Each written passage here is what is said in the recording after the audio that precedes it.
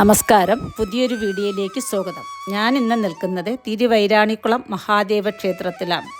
ഇവിടുത്തെ മാത്രം പ്രത്യേകതയാണ് മംഗല്യവരദായിനിയായ ശ്രീ പാർവതി ദേവിയുടെ നടതുറപ്പ് മഹോത്സവം. 2025 ജനുവരി 12 മുതൽ ജനുവരി 23 വരെ, അതായത് ധനുമാസത്തിലെ തിരുവാതിര മുതൽ 12 ദിവസം.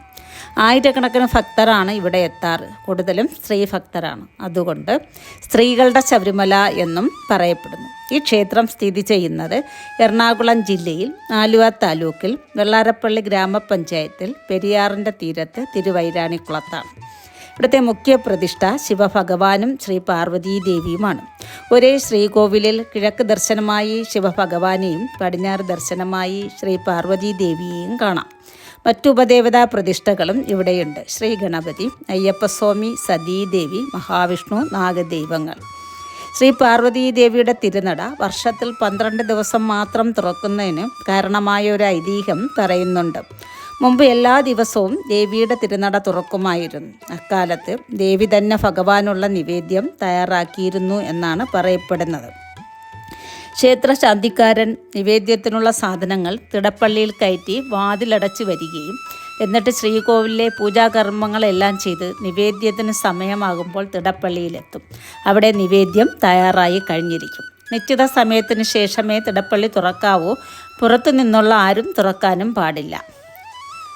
ഈ സത്യം അറിയാൻ ഒരു ദിവസം അകവൂർ നമ്പൂതിരി തിരുനട തുറന്നു നോക്കി. നിവേദ്യം തയ്യാറാക്കുന്ന സർവാഭരണഭൂഷിതയായ ദേവിയെ കാണുകയും ചെയ്തു. ദേഷ്യം വന്ന ദേവി ഇവിടെ നിന്ന് ഇറങ്ങിപ്പോവാൻ തുടങ്ങുകയും ചെയ്തു. നമ്പൂതിരി കരഞ്ഞുകൊണ്ട് കാലിൽ വീഴുകയും ഇതിൽ അലിവ് തോന്നിയ ദേവി വർഷത്തിൽ 12 ദിവസം നട തുറക്കാൻ അനുവാദം നൽകി.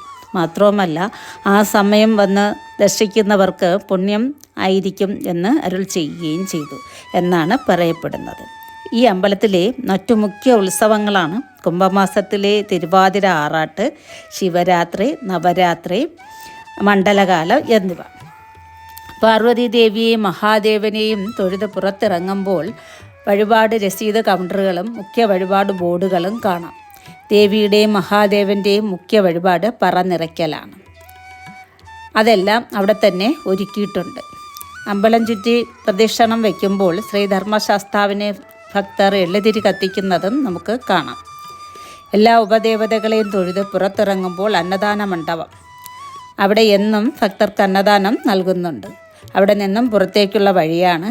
അവിടെയെല്ലാം കച്ചവട കാഴ്ചകളാണ്. ബാക്കിയെല്ലാം നേർക്കാഴ്ചയായി കാണാം.